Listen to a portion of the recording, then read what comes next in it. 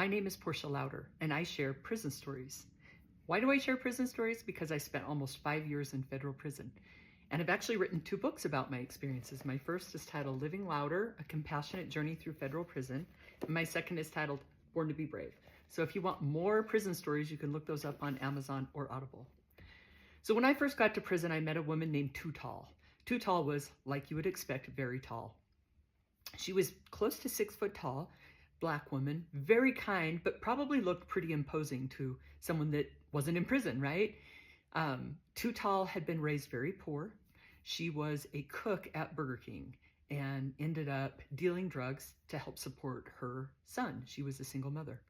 And probably most of the family and friends that she had been involved in some of those types of crimes, but she ended up getting a 10-year prison sentence. And as soon as I got to prison, I noticed Too Tall was always in the day room watching the cooking channel and crocheting and thoughtful and kind. She had a strong disposition, so, she had kind of a leader personality, but was also very kind. And as soon as she saw me when I got to prison, she came up and offered to help me get a laundry spot, which is kind of scary because everybody's fighting to get a good laundry spot. In fact, that's one of the places that you don't want to go when you first get to prison because it's intimidating, because women take their laundry serious. Now, I've heard since that they have that community laundry, like you can't do your own laundry anymore. But when I was in prison, we had washers and dryers and we signed up for time slots.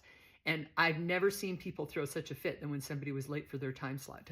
And you're not supposed to touch someone else's laundry. So if they wash their clothes and don't put them in the dryer and you're waiting to get your clothes in the laundry, if they don't come back in time to put them in the dryer, it's a big no-no to pick them up and put them in the dryer for them, which what are you supposed to do, right? Just leave them in there? Anyway, the fights are endless about the laundry. So that's a little bit about prison. And if you're interested, you can look up my books.